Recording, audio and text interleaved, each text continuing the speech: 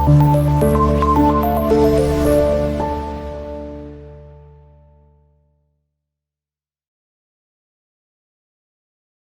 وسهلا بكم. معكم عبد الوهاب حفكوف، أحييكم وأرجو لكم مشاهدة طيبة. تحية تبونية بوتينية نوفمبرية أكتوبرية قدسية عربية. تحية للأحرار في كل مكان. لا تنسوا تفعيل جرس الاشتراك لو تكرمتم. سأحاول اختصار هذه الحلقة نظرا لضيق الوقت، وسأركز فيها على 3 موضوعات محورية. أولا، القيادة الجزائرية لإفريقيا والدعم الكبير الذي قدمته الجزائر لتنمية القارة، كما سأتحدث عن الصراع بين باتريس موتسيبي رئيس الاتحاد الإفريقي لكرة القدم وزبوننا القديم، الزبون القديم لقجع على خلفية ترشح الجزائر لاحتضان كان عام 2025.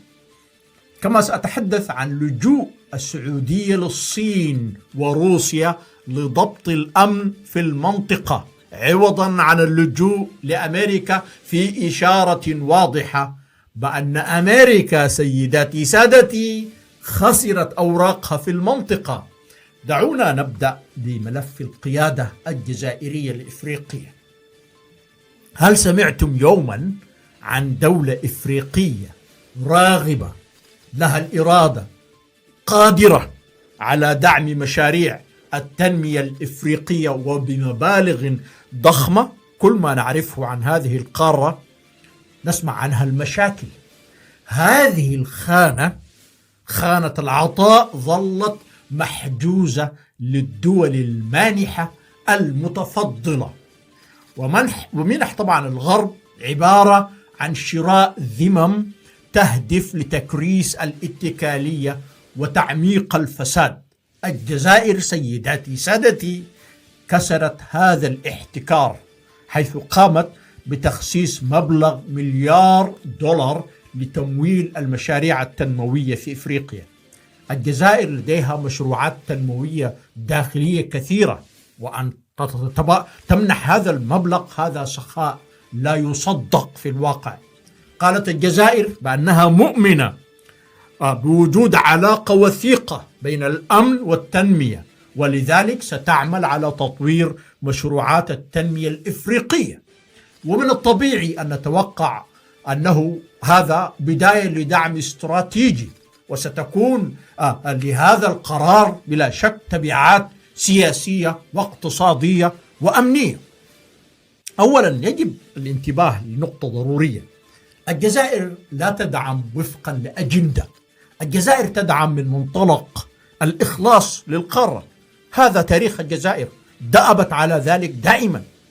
الجزائر ابنة القارة وعارفة ببواطنها ومشاكلها، وهي تركز على المشاريع ذات الجدوى، المشاريع التي تعود بالنفع على الناس، كما أنها تدرك بأن النهضة الجزائرية هو مشروع استراتيجي في المدى البعيد.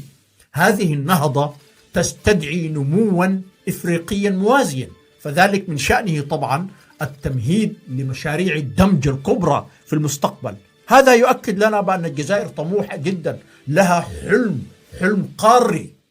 الدور الجزائري الذي تحدثت عنه كثيرا بالمناسبة ليس شرطا، ليس شرطا، هذا دور يعتبر استحقاق تدعمه معطيات كثيرة.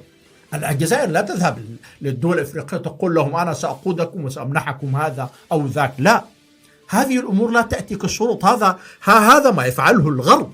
الجزائر تستحق، هذا استحقاق، هذا دور تدعمه معطيات كثيرة. الجزائر لها كل مقومات القيادة.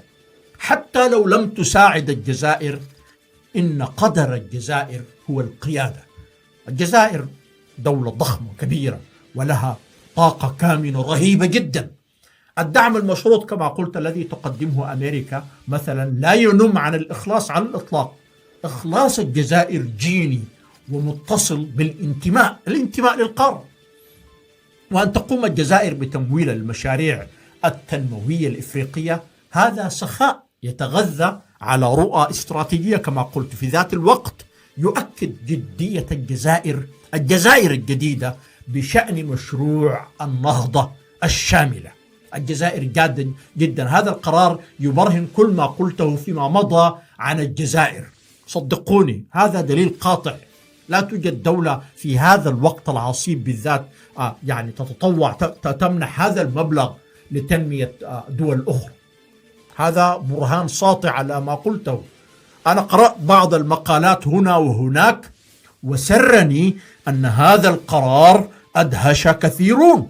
أؤكد لكم بأن وقعه هذا القرار في نفوس القادة الأفارقة عظيم.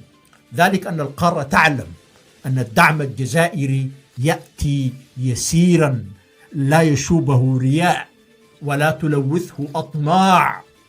الأبواب والقلوب مفتوحة دائما لمكة الثوار، وأما الدعم فهو علاوة تكسب الجزائر المزيد من الاحترام والقوة. باختصار سيداتي سادتي، برهنت الجزائر بالأفعال بأنها الحاضنة الأكبر لهموم القارة والمدافع الأقوى عن قضاياها. سمعنا كثيرا عن جعجعة السماسرة. السياسات الكبيرة والدول الكبيرة تتخذ مثل هذه القرارات، هكذا تقود. تربعت الجزائر الآن في عرش القارة، وعما قريب عندما تنضم لمجلس الأمن الدولي ستخوض الجزائر معارك ضارية في سبيل إنماء القارة الإفريقية. The name of the game، موضوع الصراع هو التنمية. التنمية أخذت مجراها في الجزائر وستنداح قريبا في إفريقيا. وأما أنا فإني أغرق في حب الجزائر. صدقوني هذه أسباب كثيرة تجعلنا دائما نحب ونحترم ونقدر الجزائر، لأنها مهجسة بقضايا القارة، لأنها كبيرة. وأما بخصوص لقجع الذي جعجع وفقع فلقد لسع أو لسع. لست أدري لماذا أعود إلى سيرته. ربما لأنه يجسد مكابرة المهزوم ومرارة المكلوم. ولقد أفادت التقارير بأنه بعد فشله الذريع في التسبب بأزمة للجزائر أثناء استضافتها شان، وعوضا عن ذلك تأزم أكثر، خصوصا بعد النجاح الباهر الذي حققته الجزائر وبعد إشادة باتريس موتسيبي وبعد انبهاره في الواقع بالمجهود الجزائري العظيم. ونسي الناس لقجع، ونسيته شخصيا، ولكن لقجع لا ينسى ثأراته مع الجزائر، وهو كما تفيد الأنباء يخوض حاليا صراعا مريرا ضد باتريس موتسيبي رئيس الاتحاد الأفريقي لكرة القدم. يقال أن ترشح الجزائر بعرض قوي لاستضافة كان 2025 أثار حفيظة لقجع. وطبعا لقجع تأتيه الأوامر من مكان ما أنتم تعلمون من أين تأتي التعليمات. المهم قرر شن الهجوم على موتسيبي باتريس. يجب أن نأخذ بعين الاعتبار أن لقجع حاول طبعا بكافة الوسائل توريط باتريس رئيس الاتحاد بسبب قضية عدم مشاركة المغرب، وهي قضية مسيسة تحدثنا عنها بما يكفي.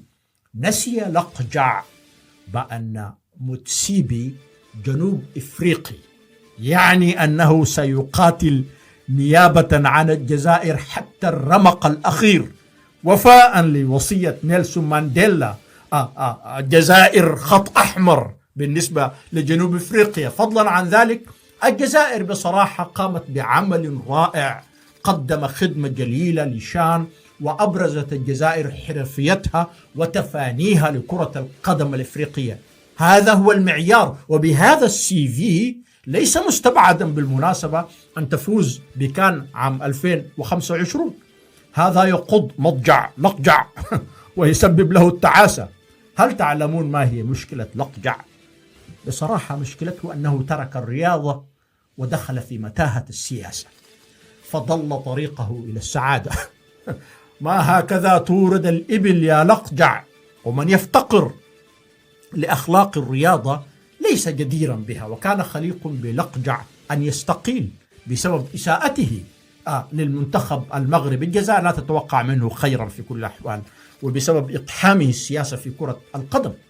ولأنه يحمل هذه الضغائن السياسية للجزائر لم يعد مؤهلا لقيادة الاتحاد، وأعتقد يستحق وظيفة بالقصر المخزني لكي يستمرئ صراعه الدون كيشوتي، صراع بيزنطي. شيء واحد لا شك فيه: ما بقي كارها للجزائر فسيبقى تعيسا للأبد. لأن الجزائر التي أدهشت شعوب وقادة إفريقيا والمنطقة ستنجح، وإن شاء الله ستفوز باستضافة كان، وسننتظر 16 أعتقد من مارس الشهر المقبل. وأرجو أن أزف لكم خبرا مفرحا عن احتضان الجزائر لكان، نتمنى ذلك إن شاء الله.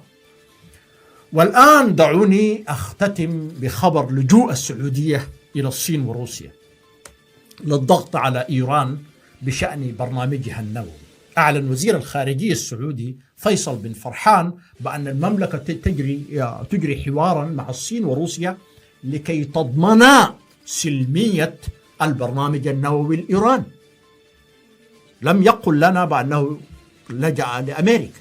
وخلافا لما هو شائع، أعرب الوزير عن قلقه بشأن إنهاء المفاوضات بين أمريكا وإيران بشأن الاتفاق النووي، يعني حتى لا يظن الناس أنها كانت ضد فكرة أن يكون هناك اتفاق. أتفهم القلق السعودي على أمنها القومي، هذه أمور واقعية. ورغم أن هناك محاولات بين إيران والسعودية لإيجاد حلول سلمية، إلا أن الخصومة عميقة نسبيا. وتاليا من منظور جيو استراتيجي يحق للسعودية القلق بشأن أمنها القومي. وأرجو من إيران أن تقدم ضمانات جادة لجيرانها في المنطقة، يكفي ما تعاني منه المنطقة من مهددات خارجية.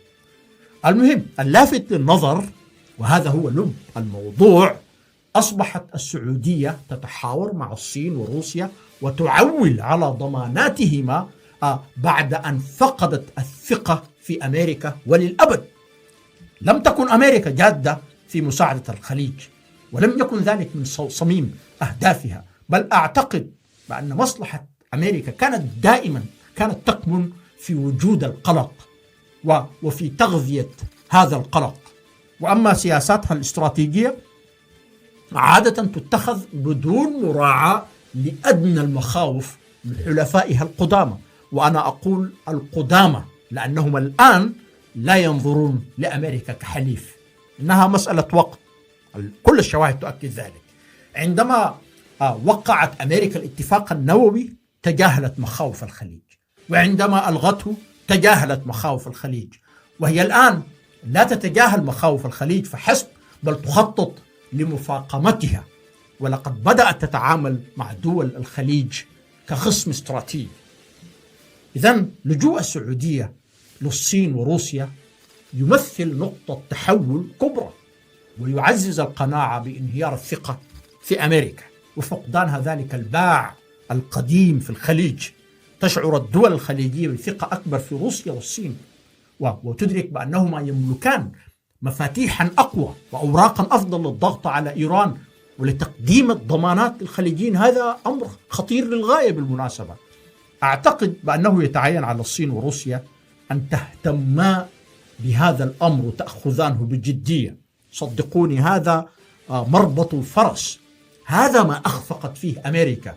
وإذا نجحت الصين وروسيا في تقديم الضمانات للخليج ستمتلكان زمام الأمر، وسيقوم ولي العهد السعودي الذي يحتقر بايدن بدفن أمريكا في باحة قصره.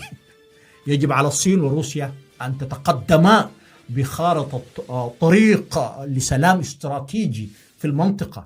على الأقل يجب أن تتعهدا بتقديم ضمانات استراتيجية. وللحديث بقية. شكرا لكم على المشاهدة.